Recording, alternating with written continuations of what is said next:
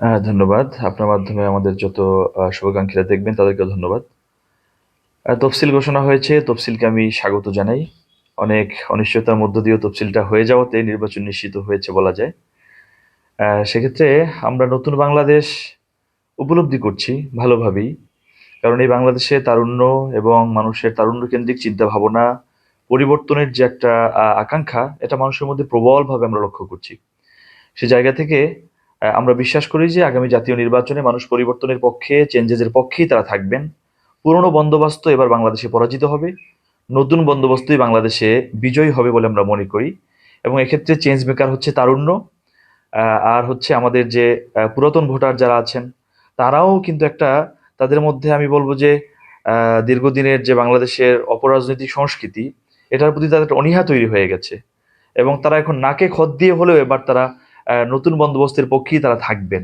তারুণ্যকে তারা পছন্দ করেছেন, ২৪শে আন্দোলন এটা প্রমাণ যে তারা সর্বাত্মকভাবে, আমাদের মায়েরা, বোনেরা, হিন্দুরা, মুসলমানরা, গার্মেন্টস কর্মী থেকে শুরু করে একদম প্রফেসর পর্যন্ত, আইনজীবী থেকে শুরু করে রিক্সা চালক পর্যন্ত সবাই কিন্তু এই পরিবর্তনের পক্ষে আমাদের সঙ্গে রাস্তায় ছিলেন। তো সে লক্ষ্যে এবার জাতীয় নির্বাচনেও তারা আমাদের পক্ষে রায় দিবেন বলে আমরা বিশ্বাস করি। একই সাথে আরেকটা ব্যাপার, আমাদের যারা বুর্জোয়া রাজনীতি যারা আগে পরে করতো, তারা কিন্তু বাংলাদেশ থেকে ভেনিশ হয়ে যায়নি। মানুষের মধ্যে আমরা এখনো লক্ষ্য করছি, আমি দুঃখের সঙ্গে বলবো এবং আমি এটা খুবই বা আশঙ্কার সাথে বলবো, আমাদের ওসমান হাদি ভাইয়ের উপরে তফসিলের পরের দিনই কিন্তু আক্রমণ হয়েছে। এবং তিনি আসলে, মানুষটা আমাদের মধ্যে হার্ট কাজ করলেও তিনি কিন্তু বেঁচে নাই বলা যায়। তো এই যে একজন মানুষটা, এই যে একটা জাগ্রত তারুণ্য, তার যে কণ্ঠস্বরটা আমাদের জন্য অনেক দরকার ছিল, এই ভোকালটা আমাদের পক্ষে কিন্তু রেজ করতো। সেই জিনিসটা এরকম করে থামিয়ে দেওয়ার যে চেষ্টা, এটা কিন্তু আমাদেরকেও এই নির্বাচনের মধ্যে একটা শঙ্কা তৈরি করে। তো কে বা কারা বা কোন পক্ষ এটা করছেন নির্বাচন বানচালের জন্য, অথবা আমাদের এই জুলাইয়ের শক্তিকে দমিয়ে দেওয়ার জন্য, সরকারকে এ ব্যাপারে কঠোর ভূমিকা রাখতে হবে বলে আমরা মনে করি।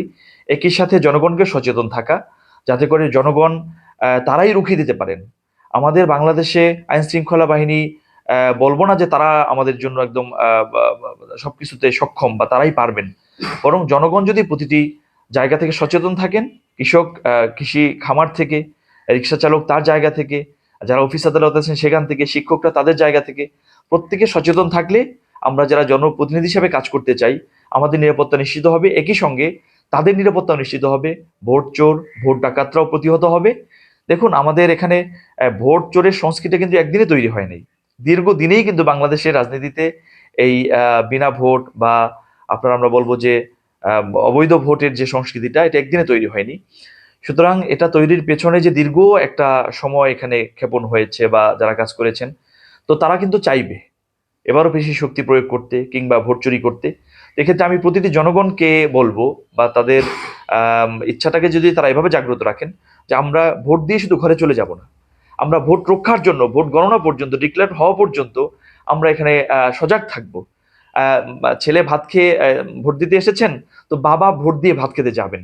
এভাবে একটা পক্ষ না একটা পক্ষ এখানে থাকতেই হবে। এভাবে যদি সবাই সবার জায়গা থেকে ভোট রক্ষার পক্ষে থাকেন, ইনশাল্লাহ আমরা মনে করি সুষ্ঠু, সুন্দর এবং অবাধ একটা নির্বাচন হতে পারে বলে আমরা আশাবাদী। তারুণ্য আমাদের পক্ষে আছে, এটার বড় প্রমাণ আমরা দেখি যে আমাদের নির্বাচনী যে কার্যক্রমগুলো আমরা পরিচালনা করি, আমরা গণসংযোগ বা মিছিল মিটিং এ, তারুণ্যের উপস্থিতিটা ব্যাপক। এটা আমাদেরকে বেশ আশা যোগায়। তারা ফোন দিয়ে উৎসাহ দেয়। এমনও ঘটেছে যে কেউ কেউ বলে, ভাই আমি তো তরুণ মানুষ, আপনাদের মতো পরিবর্তনশীল রাজনীতি যারা করেন, আপনাদের তো ফান্ডিং এর দরকার, ভাই আমি ১,০০০ টাকা পাঠাই, কিছু মনে করবেন না। আমাদের ওসমান হাদি ভাইয়ের এরকম আমরা অনেক নজির দেখেছি, হাসান আবদুল্লাহ ভাইয়ের ক্ষেত্রে আমরা দেখেছি। তো এটা ভালো লাগে যে দেশ থেকে, প্রবাস থেকে, বিভিন্ন জায়গা থেকে তারুণ্য সাড়া জোগাচ্ছে। একই সঙ্গে তারুণ্যকে আমাদের পক্ষে আনার জন্য আমরা মনে করি আমাদের মধ্যে সবটুকু আছে। তারুণ্য পরিবর্তন চায়, তারা চাঁদাবাজি চায় না, তারা টেন্ডার চায় না, তারা দখলবাজি চায় না, ধর্ষণ চায় না, তারা হচ্ছে পাথর মেরে মানুষ হত্যা হোক এটা চায় না, তারা ভোট চুরি চায় না। তো আমরা তো সেটাই চাই। তো তারুণ্য কেন আমাদেরকে চাইবে না? আমি তো মনে করি তুমুল ভাবে তারুণ্য আমাদের সঙ্গে আছে, এবং আমরাও প্রবলভাবে তারুণ্যের পক্ষেই কাজ করছি। তো দুটো জায়গা, তাদের আকাঙ্ক্ষা এবং আমাদের কাজ দুটো যখন মিলে যায়, আশা করি তারুণ্যকে আমরা দারুণভাবে আমাদের সঙ্গে পাবো, এবং তারা আছে ইনশাআল্লাহ। দেখুন, বাংলাদেশের আমাদের যে ফোর্সেস যেগুলি আছে, তারা তো আসলে এনাফ না। এটা সরকারও বলে, আমরাও বলি। তো সে জায়গা থেকে আমার প্রথম কথা ওইটাই যে জনগণকে সচেতন থাকা, অবশ্যই আমাদের প্রত্যেককে একটা ফোর্স হয়ে ওঠা। কেউ মব না করা, কিন্তু সচেতন থাকা। আর আমাদের আইন শৃঙ্খলা বাহিনীর ঘাটতি বা তাদের দুর্বলতা আছে। আমাদের দেশ একটা অরক্ষিত অবস্থায় যখন ছিল, অগাস্টের ৫ই অগাস্টের পরে, তখন তারা কিন্তু ফাংশন করছিল না। তো তাদের ইচ্ছা অনিচ্ছার যে একটা বলবো যে সুইংটা, এটা এখন যে থাকবে না, এটা আমরা মনে করি না। তাদের মধ্যে বা তাদের ঘাটতিটা আমরা আছে বলে মনে করি। এবং লেভেল প্লেইং ফিল্ড তৈরি করার জন্য তাদের ভূমিকা, সরকারের সদিচ্ছা এবং জনগণের সদিচ্ছা সবগুলোরই কিন্তু সম্মিলন লাগবে। কোনো একটা পক্ষ শুধু চাইলেই হবে না ভাই। তো এই জন্য আমরা মনে করি যে ইনশাল্লাহ বা সরকারকে বলবো যে তারা যেহেতু নির্বাচনের ঝুঁকিটা নিয়েছেন, তো এটা এই ডক্টর প্রফেসর মোহাম্মদ ইউনূসের জন্য এই নির্বাচনটা তার জীবনে একটা বিরাট চ্যালেঞ্জ মনে করি আমি। এবং বাংলাদেশের ইতিহাস বদলের জন্য এই নির্বাচনটাও একটা চ্যালেঞ্জ। তো সেই চ্যালেঞ্জ উতরে নেওয়ার জন্য উনি যতটা সাহসী হবেন এবং উনি যতটা প্রশিক্ষণ দিবেন এই ফোর্সেস গুলোকে, ততটা ভালো করতে পারবে ইনশাল্লাহ। দেখুন, আমার আসনের সংকট অনেক।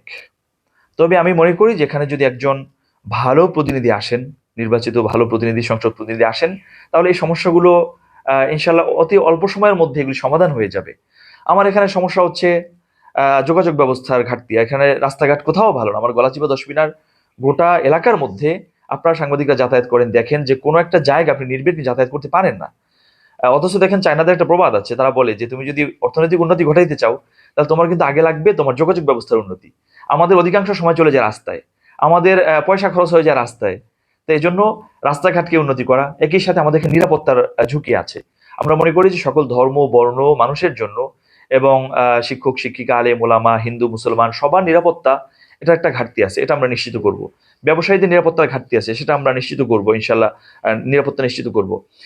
একই সাথে আমার এখানে উন্নত শিক্ষা ব্যবস্থার ঘাটতি আছে, সেটাও আমরা পূরণ করব। একই সাথে আমার যে গলাচিপা পৌরসভা সহ আমার দশমিনার যে শহরটা আছে, যদিও পৌরসভা না, এখানে ড্রেনেজ ব্যবস্থার ঘাটতি আছে। মশা, ব্যাপক মশক আছে মানুষের। এই যে বর্তমান সময় কিন্তু শীতকাল, তো আপনারা দেখতে পাচ্ছেন যে মানুষ কিন্তু অনেক হাসপাতালে বেডে শুয়ে আছে আপনার ডেঙ্গু আক্রান্ত হয়ে। আমরা এই রাস্তাগুলি এবং যত খালগুলি আছে দখল হয়ে গেছে, আমরা সেগুলি পুনরুদ্ধার করব। আমাদের চরাঞ্চলের সঙ্গে যোগাযোগ ব্যবস্থা মোটেও ভালো না। চরাঞ্চলের মানুষ ভালো নাই। চরাঞ্চলের মানুষ তারা উন্নত চিকিৎসা ব্যবস্থা বঞ্চিত। যোগাযোগ ব্যবস্থা তো কথা বললামই না। আমার ৩টা ইউনিয়ন পুরোপুরি চরের মধ্যে, চর বিশ্বাস, চর কাজল, চর বোরহান। এই আমাদের জনপদের সঙ্গে তাদের যোগাযোগের কোনো ব্যবস্থা নাই। তারা গভীর রাত্রে যদি একটা মানুষ, একটা ধরেন আমার মা প্রেগনেন্সি কেস, অসুস্থ হয়ে পড়লো, সে কিভাবে গলাচিপা আসবে? রিভার অ্যাম্বুলেন্স কে আছে, সরকার সেটা এনশিওর করতে পেরেছে? পারে নাই।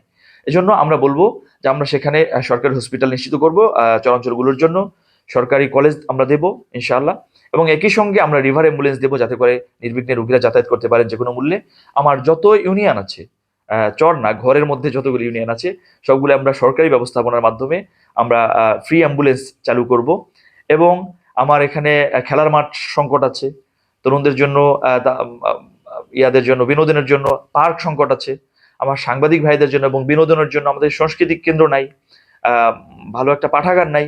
এই সমস্ত যে শূন্যতাগুলি আছে, এগুলি আমরা পূরণের চেষ্টা করবো ইনশাআল্লাহ। এটা আমি একটা কথা সবসময় বলি যে যেই সন্তান তার বাবাকে শ্রদ্ধা করে, সে অন্যের বাবাকে শ্রদ্ধা করতে জানে। আমরা যারা প্র্যাকটিসিং মুসলিম, আমরা কিন্তু ইসলাম ধর্মে শ্রদ্ধাশীল 100%। আমরা হিন্দু ধর্মের প্রতি শ্রদ্ধাশীল, বৌদ্ধ ধর্মের প্রতি শ্রদ্ধাশীল। যারা মূলত কোনো ধর্মই মানে না বা সব ধর্মেই উগ্র, তারা সবখানি উগ্র। এজন্য আমরা আসলে বলো হিন্দু ভাইদের জন্য ভালো হবে।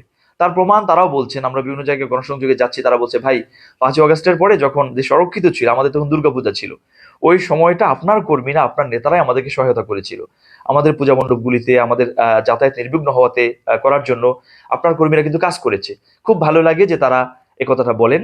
এই জন্য আমরা মনে করি যে হিন্দু মা বোনদের জন্য, হিন্দু ভাইদের জন্য, ব্যবসায়ীদের জন্য ইসলামী আন্দোলন এবং ইসলামপন্থী দল হাত পাখাই বেটার হবে তাদের জন্য ইনশাআল্লাহ। আমি মনে করি রাজনীতি কেন, আমাদের আসলে আমি মানুষের মাইন্ডসেটটাই পরিবর্তন করে দিতে চাই। দেখুন, আমরা যদি সহানুভূতি পূর্ণ রাজনীতি না করতে পারি, সৌহার্দ্যপূর্ণ এবং সম্প্রীতির রাজনীতি না করতে পারি, এটা যদি থেকে আমাদের মধ্যে পরিবর্তনটা না আসে, কখনোই কিন্তু আমরা পরিবর্তন হব না। শুধু বিলবোর্ডের মধ্যে বড় বড় স্লোগান লিখলেন চেঞ্জেস আসবে না কিন্তু। এজন্য আপনি বা আপনার দর্শকরা লক্ষ্য করেছে, যেখানে ইনশাল্লাহ আমি কিন্তু সেই সম্প্রীতির রাজনীতির একজন বার্তা বাহক আমি বলবো। আমি আমাদের এখানে যারা আমার সঙ্গে আছেন, প্রতিনিধি নির্বাচন করবেন, অর্থাৎ আমাদের কি বলে গণ অধিকারের নেতা আছেন, জামায়াত ইসলামীর নেতা আছেন, বিএনপির প্রতিনিধি আছেন, সবার সঙ্গে কিন্তু আমি যথাসম্ভব সদ্ভাব রেখে চলি। এবং আমার কর্মীদেরকে আমি সেটাই বলি এবং তারাও সেটা করছেন আলহামদুলিল্লাহ। এবং এখনো পর্যন্ত কোনো হুমকি ধমকি ওভাবে আমরা লক্ষ্য করছি না। তবে এরকম একটা বার্তা পাচ্ছি, একটা দলের নেতাকর্মীরা, অর্থাৎ যেই দলটা বর্তমানে খুব বেশি চাঁদাবাজি বা দুরাচারি করছেন, কোথাও কোথাও এরকম সংবাদ পাচ্ছি যে তাদের জনসভায় নেওয়ার জন্য মানুষদেরকে হুমকি দেওয়া হচ্ছে, তোমার কিন্তু রেশন কার্ড বন্ধ করে দেবো, ভাতা বন্ধ করে দেবো, এরকম করে করে তারা। এবং এরকমও খবর আসছে যে বিভিন্ন জায়গায় নির্বাচিত আপনার ওই যে ইউনিয়ন আছে কি বলে ইউপি সদস্য আছেন, তাদেরকেও বিভিন্ন জায়গায় হুমকি ধমকি দিয়ে তাদের সভাগুলিতে নেওয়ার একটা আহ, আমরা দ্রবিসন্ধি লক্ষ্য করছি। এটা আমি চাইবো যে এটা আর যেন না হয়। এটা হলে কিন্তু নেক্সটে আমরা আইন শৃঙ্খলা বাহিনীকে নিয়ে আমরা শক্তভাবে এটা প্রতিহত করব। দেখুন, জোটের রাজনীতিটা বর্তমান সময়ে আমাদের জন্য আহ, চাঁদাবাজ বিরোধী মতের জন্য এবং বাংলাদেশপন্থী মতের জন্য খুবই অপরিহার্য হয়ে উঠেছে। আপনি যদি সহজ ভাষায় বলেন যে ইসলামপন্থী দলগুলির জন্য সেটা বলতে পারেন। তো সেক্ষেত্রে আমাদের জন্য বর্তমানে এটা অনেকটা অগ্রসর, এবং আশা করি যে সম্ভবত 2-4 দিনের মধ্যে আমাদের সমঝোতা বা জোট যেটাই বলেন এটার প্রার্থীও চূড়ান্ত হয়ে যাবে, ঘোষণা হয়ে যাবে ইনশাল্লাহ। এটা একদমই একদমই এখন 11th আওয়ারে আছে। আর হলো আপনার এখানে জোটের প্রার্থী কে হবেন সেটা এখন নিশ্চিত করে বলা যায় না। তবে ইনশাল্লাহ এখানে ইসলামী আন্দোলন বাংলাদেশ যেহেতু একটা তুমুল জনপ্রিয় সংগঠন, আমাদের সংগঠন ইতিপূর্বেও জাতীয় নির্বাচনগুলোতে আমাদের হাত পাখা প্রতীকই এখানে নির্বাচন করেছে, এবং প্রতিটি স্থানীয় নির্বাচনেও কিন্তু আমরা এই প্রতীক নিয়েই নির্বাচন করেছি। জোটের যতগুলি দল আছে সেগুলির মধ্যে একমাত্র এই দলটাই আছে যারা সবগুলো নির্বাচন অংশগ্রহণ করেছে। সেই হিসেবে আমাদের প্রতীক খুবই জনপ্রিয় প্রতীক, এবং এখানে আমাদের একটা গণভিত্তি আছে, দারুণ একটা শক্ত মজবুত ভিত্তি আছে। তো আশা করা যায় ইনশাল্লাহ এই ভিত্তিটাকে যদি আমরা কাজে লাগিয়ে আগামীতে নির্বাচন করতে পারি, আমাদের একটা দারুণ ফলাফল বয়ে আনবে এবং ভূমিধস একটা বিজয় আমরা আহ, পাবো ইনশাল্লাহ। হ্যাঁ, অবশ্যই নিরাপত্তা নিয়ে তো আমরা শঙ্কাবোধ করি, সবসময় করি। তবে আসলে আমাদের সরকারের উচিত যারা জুলাইতে বিশেষ করে আন্দোলনে ছিলেন বা এখনই যারা পরিবর্তনের পক্ষে কাজ করছেন, তাদের ক্ষেত্রে সরকারের নিরাপত্তার ব্যাপারটা আর একটু বেশি ভাবা দরকার বলে আমরা মনে করি। তবে ইনশাল্লাহ এতটা শঙ্কিত না, যতটা সম্ভব আমরাও সতর্কভাবে চলাফেরা করব। এবং মূলত আমি যেহেতু কারো শত্রু না, আমি আওয়ামী লীগের শত্রু না, বিএনপির শত্রু না, কোনো দলমতের শত্রু না, যেহেতু আমি সবাইকে বন্ধু ভাবতে পারি, আশা করি কেউ আমাকে শত্রু ভাববে না ইনশাল্লাহ। আমার সম্মানিত ভোটারদের উদ্দেশ্যে আমার বার্তা থাকবে যে এবার যে পরিবর্তনের একটা ধারা শুরু হয়েছে, আপনারা অবশ্যই সেই পরিবর্তনের পক্ষে থাকবেন। এবং এই পরিবর্তনটা মূলত এমন একটা পরিবর্তন আমরা চাই যেটা যেন শত বছর পর্যন্ত এটাকে আমরা মডেল হিসেবে ধরে নিয়ে আমরা ফলো করতে পারি। বাংলাদেশের যে একটা বুর্জোয়া রাজনীতি, বস্তাপচা রাজনীতি ছিল, দল করার কারণে আপনাকে ঘরে থাকা যায় না, দল করার কারণে আপনাকে হামলা মামলার শিকার হতে হয়, এই রাজনীতি আমরা অবনোদন চাই, পুরোপুরি বিলুপ্ত আমরা এখান থেকে চাই। সুতরাং এই নতুন বন্দোবস্তের পক্ষে এবং এই তারুণ্য নির্ভর শক্তির পক্ষে আমার জনমত ইনশাল্লাহ তৈরি থাকবেন, সেই প্রত্যাশা করি। আমরা গলাচিপা দশমিনাকে একটা উন্নয়ন, নিরাপত্তা এবং আমাদের এখানে সম্প্রীতির রাজনীতির একটা রোল মডেল হিসেবে আমি তৈরি করতে চাই। আপনারা আমাদের সঙ্গে থাকলে আমরা ভয় পাই না, আমরা বিজয়ী হবই হব ইনশাআল্লাহ। বিজয় অথবা বিজয় কিংবা বিজয়, এটাই হচ্ছে আমার স্লোগান। এবং আমি পরিষ্কার বলি যে তারুণ্যের ইশতেহার, পরিবর্তনের অঙ্গীকার। সুতরাং এই পরিবর্তন নিয়ে আমরা বাংলাদেশটাকে করতে চাই। অসংখ্য ধন্যবাদ। আপনাকেও ধন্যবাদ এবং সকল দর্শক শ্রোতাদেরকেও ধন্যবাদ।